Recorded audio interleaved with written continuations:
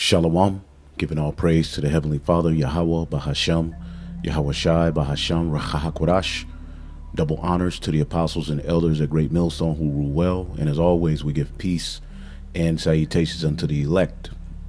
And I wanted to do a quick lesson. I'm not going to go too deep into it, on the difference between a wife and a concubine. And me and a few brothers were discussing this earlier in the chat, you know, and also I remember a while back I was asked this question, but I did the research, but I never got around to doing a video. And I'm not going to overcomplicate it. The basic, answer is that, a concubine is usually a wife through bondage, a bondwoman, like Abraham had Hagar, which was the bondwoman, and Sarah was the free woman, in which, Isaac was the only child he had by a free woman, and Isaac was heir to the promise. The bondwoman was usually acquired through, us Israelites taking down a heathen nation and subduing them, and basically her putting away her gods and various different things that that particular nation worshipped and customs, and taking on to your customs and your gods. Or if a poor Hebrew family was in dire need, they would sell their daughter, to you, all right, a man of substance, as a bondwoman, as a wife that will come into your house and ultimately help you and your household for whatever purpose was needed. Whereas your wife was usually of your nation, and ultimately, whether it be through an ordained marriages, because most marriages in our culture were ordained, where the father and the mother partook in, finding their daughter, a husband. And just like at the time of, Jacob and Esau, the mother had a part in helping their sons find a wife, so you had ordained marriages, but you also had, certain situations like Isaac and Rebecca, where they laid together and they became husband and wife, because ultimately sex consummates and completes a marriage. Some people, in our history, in our custom, didn't go through, because basically you would be betrothed or whatever for a while. You would pay the father the dowry. You all would have a feast, present yourselves to the community as a husband and wife, and then that night the marriage will be consummated. And that's usually with your nation, and in some particular cases your own particular tribe within the nation of Israel.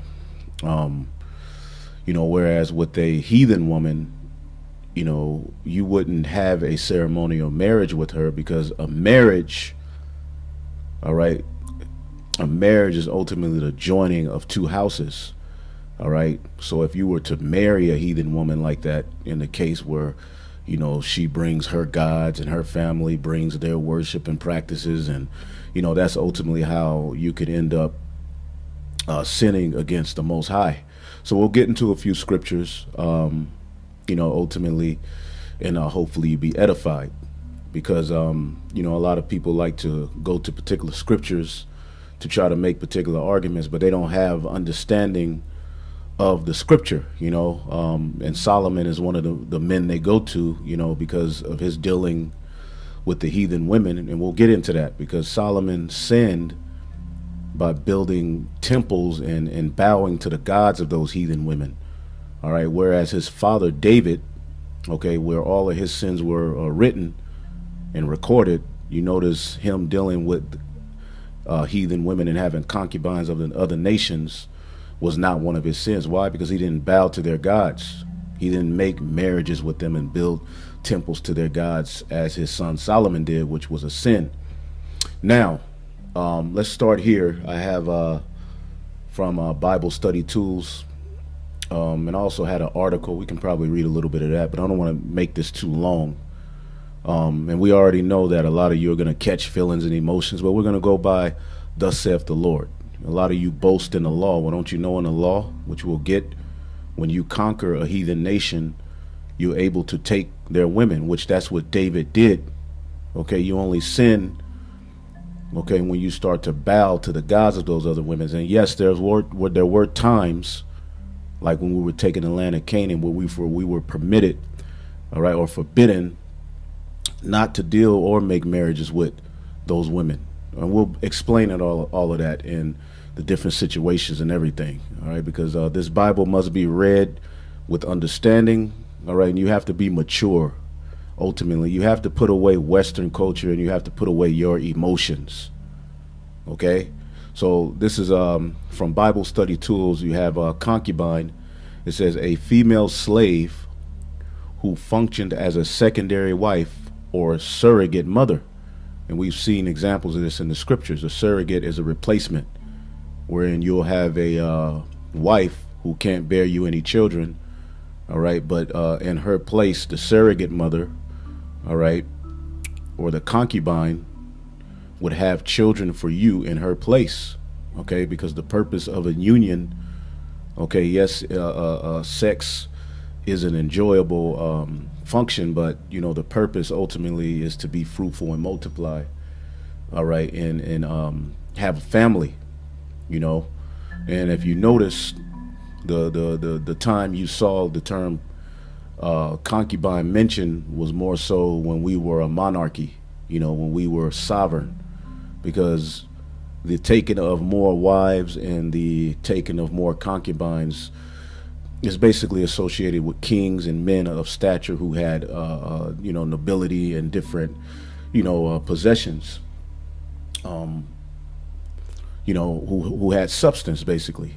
You know, you can read the scripture in the book of Ruth, where when the man found out that the land that he was going to, you know, redeem had a, you know, Ruth was involved in the deal. He said, I can't take on, you know, this burden, because it'll ruin my inheritance. It'll ruin my household. Basically, I can't take on another wife. So Boaz, who did have substance, and it wouldn't have ruined his inheritance, took on the responsibility of taking Ruth as a wife along with the land. You know, just an example.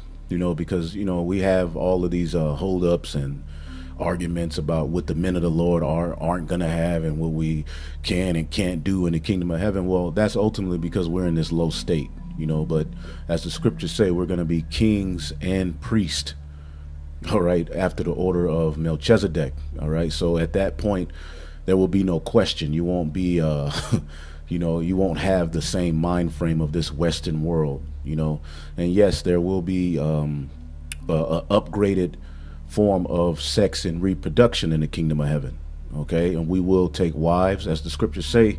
Women will be saved for the purpose of childbearing, all right? And a lot of them in this world look at that as something negative, all right? But that's the full purpose of a woman, all right? Now, of course, in the kingdom of heaven, the women, you know, that are married to the men of the Lord, or any Israelite man, will be absolutely blessed. All right, but we as the men of the Lord, especially those who are of nobility and high stature, we will take multiple wives and multiple concubines according to our liking, whether you like it or not. All right, and that's not something that I'm here to argue. I typically don't argue that point with women because it's no use, you know, at the end of the day. Now it says a female slave. A concubine is a female slave who functioned as a secondary wife and a surrogate mother. The Hebrew word for concubine is payala gash. All right, as a matter of fact, let me see if I can just get it here in the, yep, this is 2 Samuel 5:13. And David took him more concubines and wives out of Jerusalem. And this is once he set up, all right, and was crowned as king. He ruled 33 years in Hebron, all right, and 7 years in Jerusalem, All right. I believe there was some months in that 33 years and maybe 6 months or something. But ultimately, and there were yet sons and daughters born to David. Okay, and we know David's sins are all recorded. The fact that he had concubines of the heathen nations was not one of his sins, because his mind was right. David did not bow to their gods nor make those sort of marriages with them. Okay, he subdued them, and according to the law, took those women that he basically had a liking to, and that's in the law. We'll get that. The word for concubines is pa-ya-la-gash, like polygamy, huh? Interesting. Concubine, paramour. Let's look up this word for paramour. I've never seen that. A lover, especially an illicit partner of a married person. Beloved, a kept woman, mistress, significant other. All right. So it says is a non-Semitic loan word borrowed to refer to as a phenomenon not indigenous to Israel. Okay. Babylonian and Assyrian law codes regulated primary and secondary marriages more specifically than do the Old Testament laws. Exodus 21:7-10 has been appealed as regulative of some aspects of concubinage, but that only implicitly. All right. Concubines are mentioned primarily in the early Israelite history during patriarchal times. All right. Who are our patriarchs? You know, Abraham, Isaac, Jacob, all the way up to David, Solomon. All right. It says the period of judges and early monarchy. See, monarchy. And what is a monarchy? A rulership, a sovereign. All right. When we were set up, okay, as a nation, and we had a king or a judge over us, okay, that's when you saw Israelites taking on more concubines and wives, all right, because we had substance. Now, the word for monarchy is a form of government with a monarch at the head, all right? So monarchy, sovereign state, principality, empire, such and such. So when you're set up, okay, it's better for you once your nation is set up and your laws established for you to do those things, because like in the book of, let's say, Deuteronomy 7, when we weren't fully set up yet, all right, and we were taking the land of Canaan, those Canaanites, all right, their sons, their daughters, the men and the women partook in some very, very wicked practices. Okay, child sacrifice, bound to different deities and all sorts of wickedness. So in that case, here you have Deuteronomy 7:2, and when the Lord thy God shall deliver them from before thee, thou shalt smite them and utterly destroy them, because that was the order, to destroy them, because the curse of Canaan had to be fulfilled. And thou shalt make no covenant with them, nor show any mercy. And a marriage is a covenant. It's an agreement and the joining together of a house. All right. In the ancient world, you were very particular about who you married. Unlike today, where you're marrying women, you don't know their mother, their father. Everything's out of order. Okay, you would choose a wife according to the the nobility of her father. What family she comes from, tribe, all of that. All of those things were taken into, consideration. You weren't just free will, willy-nilly going out and just, I'm gonna marry her like it's done today, which leads to what? Disorder and wickedness. The father pretty much has no, say so in who, in most cases, in who his wife married. The family don't have any say so. Families don't meet. You come from a family where a woman didn't have a damn thing, and all of these things have shown themselves that they're not fruitful, man. So this is why we crying to the Lord to reestablish order. All right, it says, neither shalt thou make marriages with them. Now, a lot of people jump to this scripture to say, see, you can't make marriage, you can't deal with the heathen women. But there were proselytes, all right, women basically once you conquered a nation, all right, and basically took down, their fathers, their husbands, you know, put them to death, that you would basically, her opinion would change, you know, over to your God.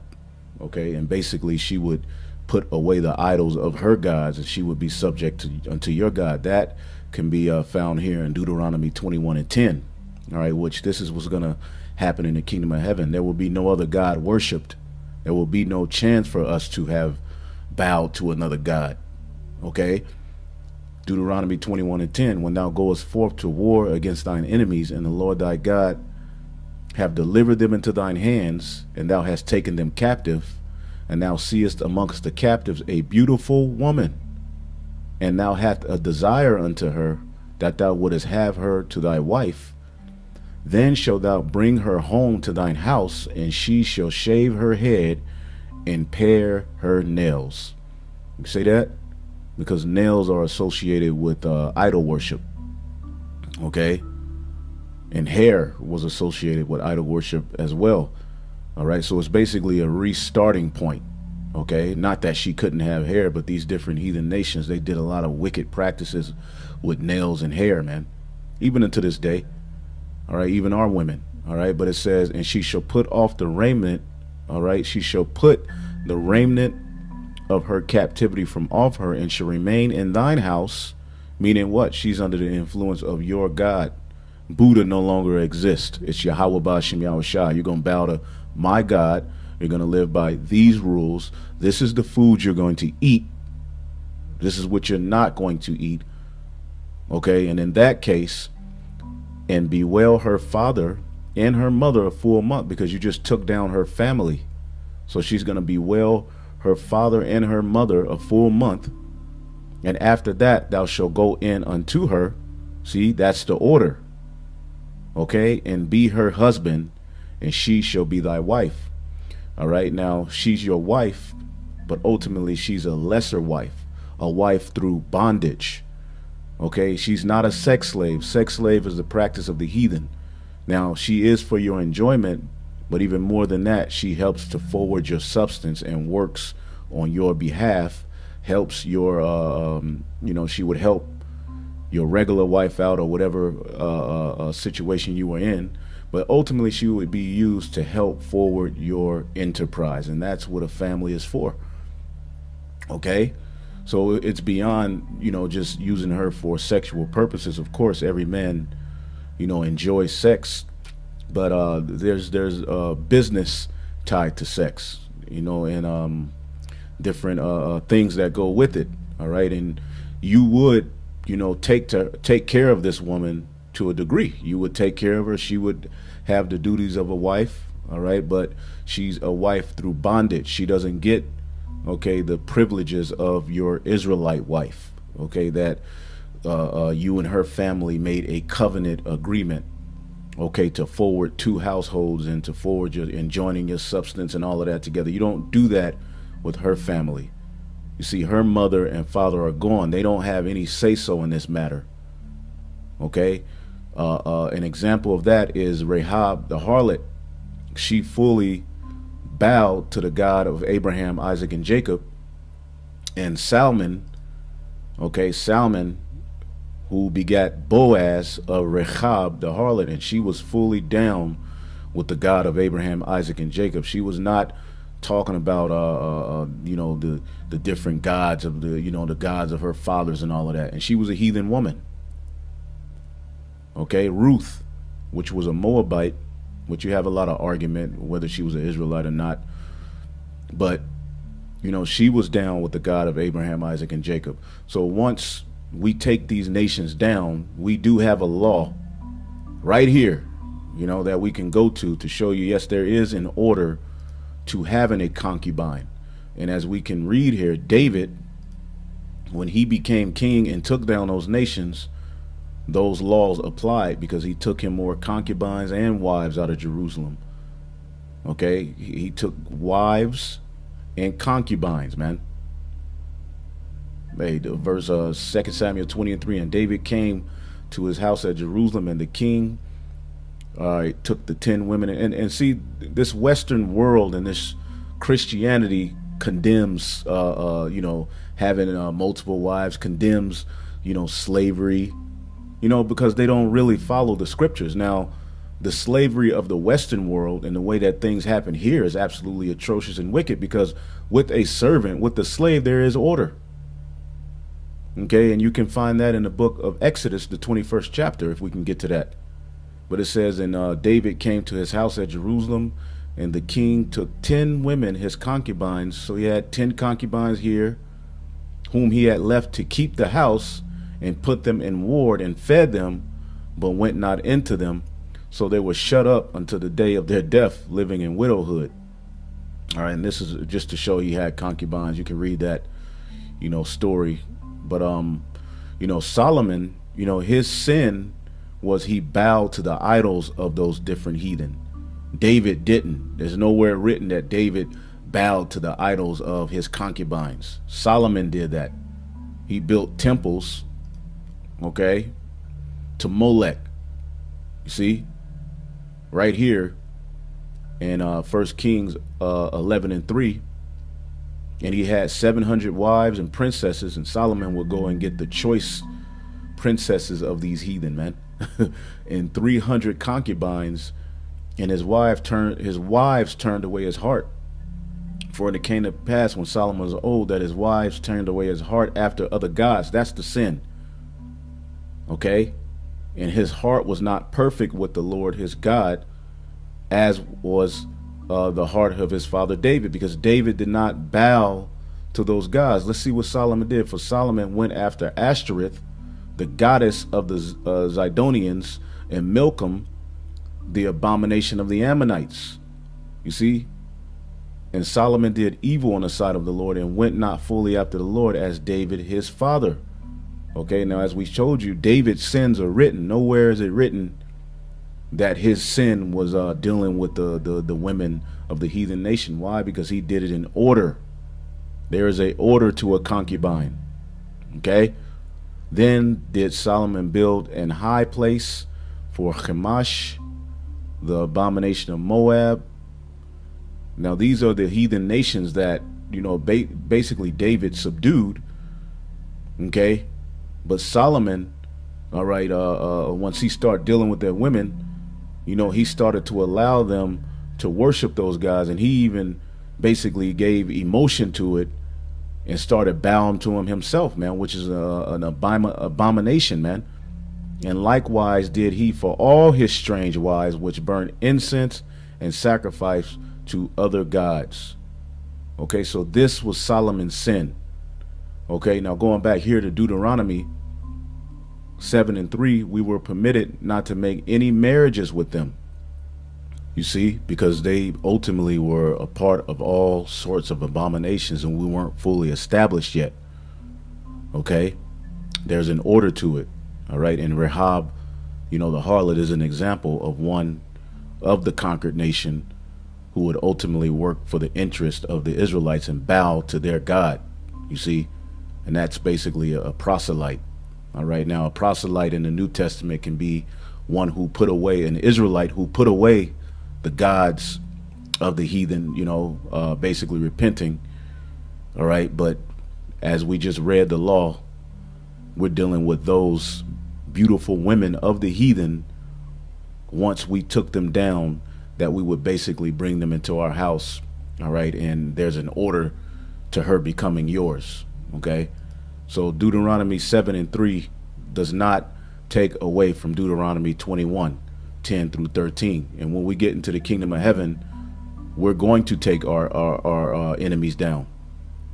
Okay, and we will enjoy the choice of their women. All right, according to our liking. Now, me personally, I love Israelite women. That's my thing. But I'm not. I'm a man. So hey, and at that time, if I have that privilege, then I will partake. And there's nothing anyone can say. It's not something that's up for debate. It's not something I want to argue about. I understand that there's emotions about it, but hey, that's your business. You deal with Yahweh Bashem Yahushai, all right, on your own. Now, going back to concubine, okay, it says concubines are mentioned primarily in the early Israelite history during patriarchal times. the periods of judges or the early monarchy, although some later kings also had concubines. Okay, while concubines did not have the same status as wives, as I told you. Okay, they don't get the same privilege as your wife that you made a covenant with her fathers and his house and all of that. That's why it would be better for you to marry of your own nation. Okay, and in this time, our people worship the God of Abraham, Isaac, and Jacob. Okay, so it wasn't really an issue. You join those two houses together, and the God of Abraham, Isaac, and Jacob, okay, through his son is the authority over that marriage, not Ashtoreth, not Molech. They don't have anything to do with it. You marry a heathen woman like Solomon did, and her gods and all of that would be at the marriage. Her family would still be ultimately partaking in those gods. It's just basically that Solomon was in his older age and things started to get kind of out of hand. Okay, the order was being broken, and things were pretty much coming to an end for our 40 years of peace. That's why that happened. All right, so it says, while concubines did not have the same status as wives, they were not to be mistreated. And this is, over the years, you'll hear brothers, that we're gonna have sex slaves. That's a heathen practice. All right, we do things with class and in order. Well, like I said, yes, sex is a great thing, and it will be upgraded in the kingdom of heaven. As the scriptures say, we know not what we shall be, but we do read scriptures where we will reproduce. We will have children. Women will be saved for the purpose of childbearing. That's in the book of Timothy. So we know we're going to reproduce, but I can't tell you how that process is going to go and everything with the new body. All right, we'll just have to see that when it comes. But if we know we enjoyed it in this carnal state, how much more in our spiritual state? Okay, it will be a whole nother magnitude. It won't be anything like, this. It will be upgraded. Everything will be upgraded. It says, so she was not to be mistreated, and you can read that in Exodus 21:7-10. Okay, you had to deal in order. Remember, we are a people of class. We are representatives of Yahweh B'Shem Yahushua. Sex slaves are ultimately of the heathen. Nor could they be violated by other men, like when Reuben slept with his father's concubine in Genesis 35:22. It says, with impunity, Genesis 49:3-4. It says, they seem to have received higher status if they bore sons, or at least they are remembered by name. You see, because children are a heritage unto the Lord.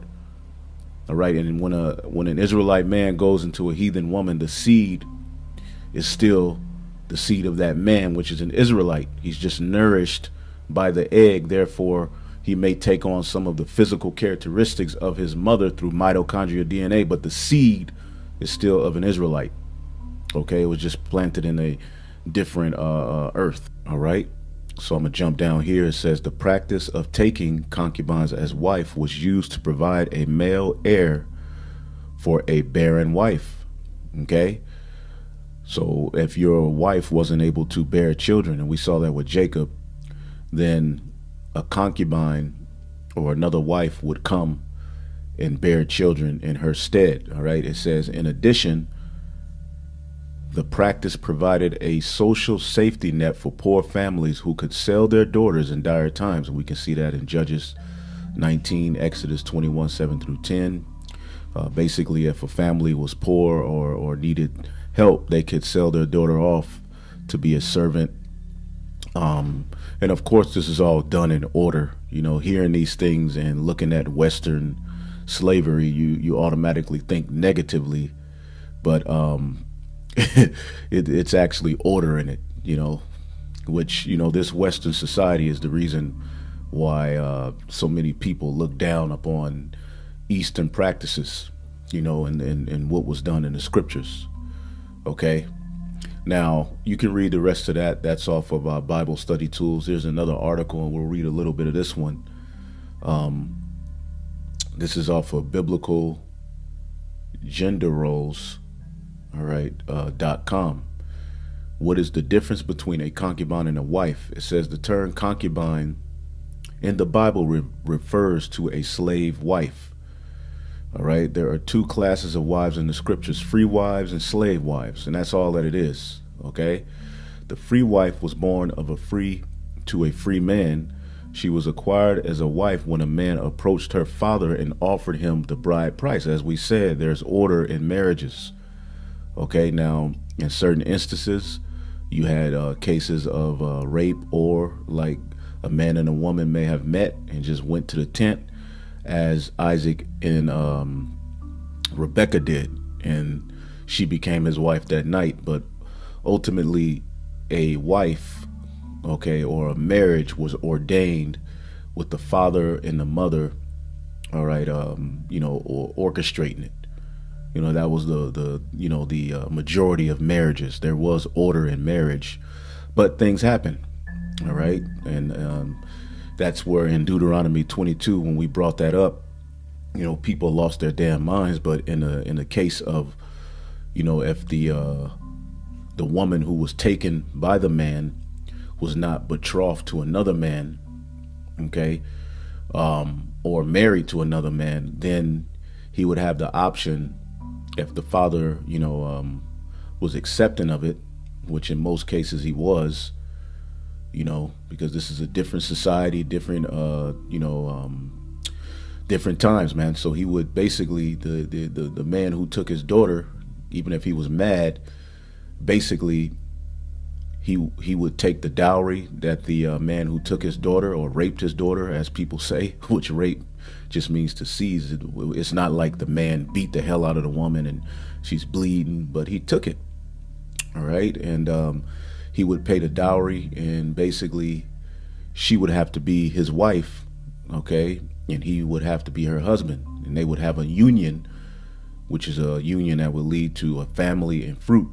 Whereas in this society, look at the destruction that comes from how these cases are handled. And if you don't believe that Yahweh Bashim Yahushai's way is pure and fruitful, then you're the one with the problem. And you saw that when we brought that out, people lost it. And you basically would pay the father the dowry, because a daughter leaving his house is basically a service leaving his house. So you would compensate him for taking his daughter, because now she goes to your house. A daughter would usually be given away by the father before she would, bear children or be with another man. Okay, it was a shame for a woman to be pregnant, before she was given away, or found with child while she was living with her father. All right, but things happen. All right, it says if her father consented, he would give her as a wife to the man. To that man, usually accompanied by some kind of wedding feast. Like I said, they would have a feast, present themselves as husband and wife. That night, they would consummate the marriage by sex. Okay, enter into the bed chamber, and then the token of virginity would be presented, and so forth. It says, while both free wives and slave wives were considered to be property of their husband, a free wife held a greater place of social honor, and her children had inheritance rights that were required to be honored. The concubine's children had no inheritance rights unless they were granted under special circumstances. Like Abraham sent, before he died, he sent his, his bondwomen and their children away with, a particular blessing. All right, then it goes into how were concubines acquired. Slave wives were acquired in much the same way slaves were acquired in general. Sometimes slave women could be captured as prisoners of war and later converted to concubines. You see that? And we brought that out. Sometimes poor women whose father, brother, and husband has died sold them as concubines so they can be taken care of. Okay, like we said, it's all in order. You see, a man could sell his daughter as a slave to another man. And see, listening to this, you're automatically offended, because you don't know anything but the West. You can't read the Bible, okay, and think that you can understand it with the Western Hemisphere state of mind. This is a different time, different customs, okay? And this is the Heavenly Father's order, man. The man could either continue to use her only as a servant, or he could convert her to his concubine or give her as a concubine to one of his sons if he hadn't laid with her yet. Okay. Once a woman was converted to the status of a concubine, she had the right to have sex with her husband. Being a concubine in many ways was a step up for a slave woman, because you can just be a servant, all right, but once the man lays with you, then you're basically like a lesser wife. It's a step up from just being a servant, you see. So it was also common for fathers to give their daughters slave girls handmaids as gifts, as was the case with Rachel and Leah. In many households, the free wives ruled over the slave wives, while ultimately the husband was the master of the entire home. And in the kingdom of heaven, it's going to be the same way. You know, our Israelite wives will basically, rule over those lesser wives as concubines, all right? And not every man will have thousands of wives, but those with the substance and those with the the status will. All right, and that's just the way it is. You got a problem with it, hey, take that up with the Most High. All right. Then it talks about Jacob and Leah. You can read this. I'll put it in post production. Concubines served as surrogate mothers, meaning they would bring forth seed for the barren wife. It says, were concubines basically sex slaves? While it is true that many pagan nations had sex slaves, the people of God in the Bible were forbidden from such practices. All right, if a man were to buy a slave woman with the intent of having sex with her to make the commitment of a husband to her, he could not simply have sex with her and throw her away until he wanted to use her again. There you go. While it was true that concubine was indeed a slave, the truth is that she was a wife as well. So there was duties. Okay, another way of stating this is truth. Is that biblical times, all concubines were wives, but not all wives were concubines. See that? We will prove this concept that a concubine was indeed considered a wife in the next section on the rights of concubines. Did slave wives have any rights? Okay, it says today, when we think of slavery in any form, we think of a person who has absolutely no rights. And that's because of the way that Esau, all right, has dealt with his slaves, all right, in the way that these heathen deal, all right. But there is a right way to have a servant, and the Bible supports that, okay. It says, in fact, because of the abuses of slaves throughout history, we think all slaves were created and treated as nothing more than animals. But while God allows slavery, he also requires slave owners to respect the rights of their slaves. And it gives you, examples here in Exodus 21:20. If a man smite his servant or his maid with a rod, and he die under his hand, he shall be punished. If a man smite the eye of his servant or the eye of his maid, that it perish, he shall let him go, and so forth. Now we do know, according to the scriptures, we are going to beat the heathen over their head with a rod of iron for a period of 1,000 years. Okay, that's the judgment written. Okay, but after that 1,000-year period, we will deal righteously. Okay, we will deal righteously with them, and the punishment that they're going to get is righteous, because it's written, and they're worthy of it. So it's going to take 1,000 years to pretty much get the heathen in order, to where they automatically know that this is the way to live, this is what to do, not to eat this, and how to treat the land and how to treat the earth, man.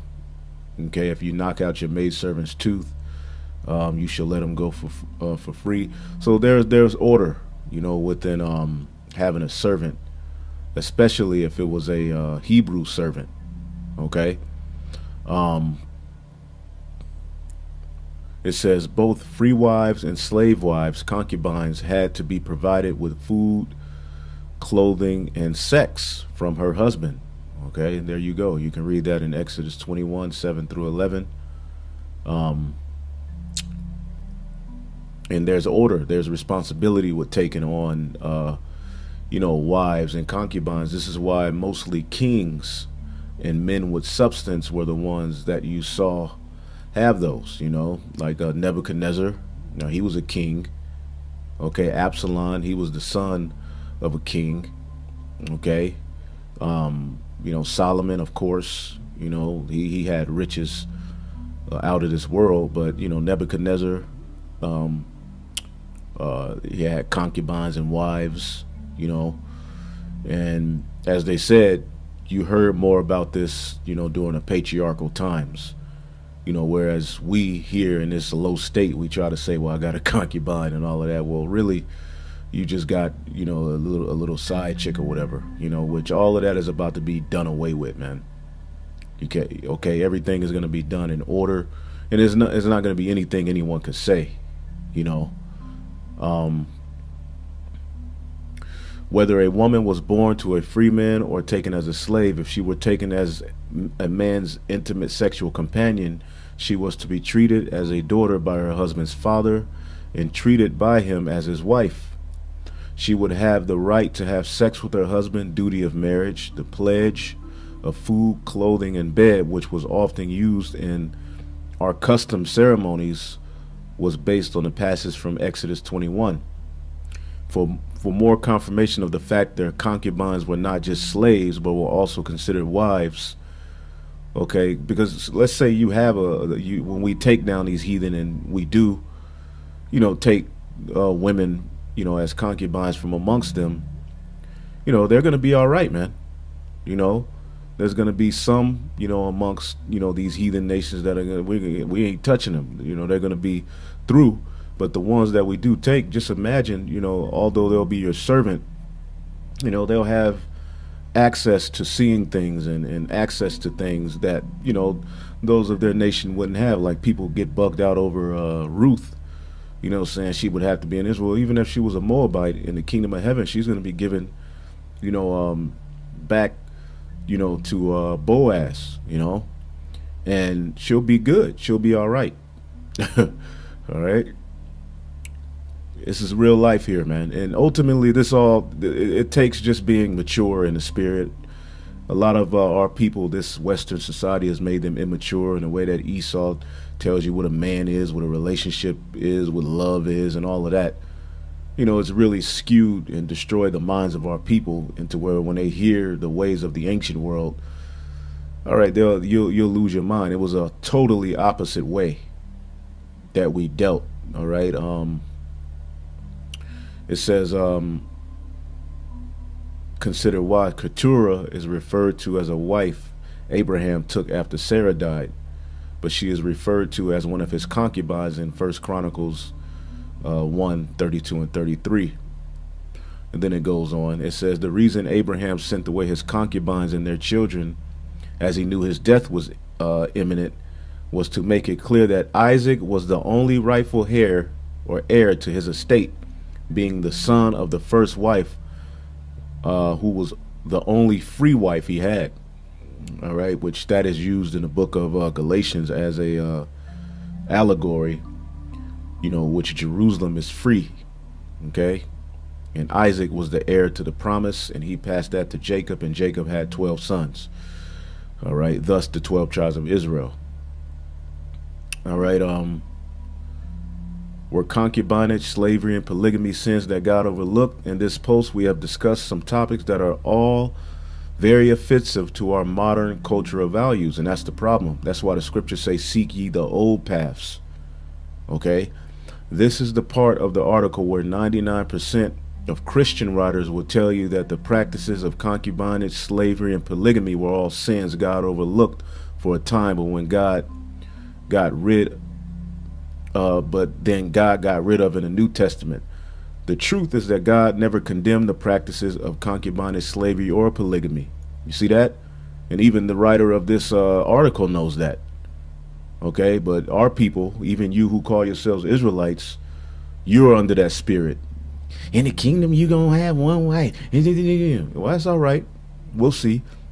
That's all I got to say about that. It says, he gave strict rules as to how these things could be practiced, but he never condemned the practice himself. All right, so with that, hopefully I'll edify. Shalom.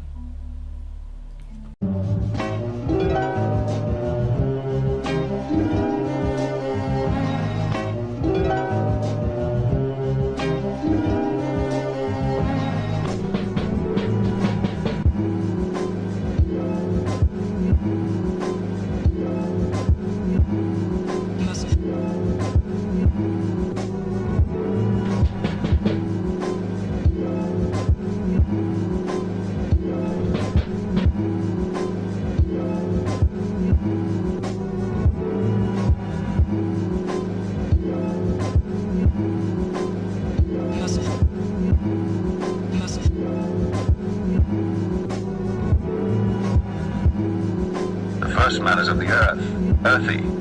The second man is the Lord from heaven. As is the earthy, such are they also that are earthy. And as is the heavenly, such are they also that are heavenly. And as we have borne the image of the earthy, we shall also bear the image of the heavenly. Now this I say, brethren, that flesh and blood cannot inherit the kingdom of God, neither doth corruption inherit incorruption. Behold, I show you a mystery. We shall not all sleep, but we shall all be changed in a moment, in the twinkling of an eye. At the last trump, for the trumpet shall sound, and the dead shall be raised incorruptible, and we shall be changed. But this corruptible must put on incorruption, and this mortal must put on immortality. So when this corruptible shall have put on incorruption, and this mortal shall have put on immortality, then shall be brought to pass the saying that is written, Death is swallowed up in victory. O death, where is thy sting? O grave, where is thy victory? The sting of death is sin, and the strength of sin is the law. But thanks be to God, which giveth us the victory through our Lord HaMashiach Yahushua.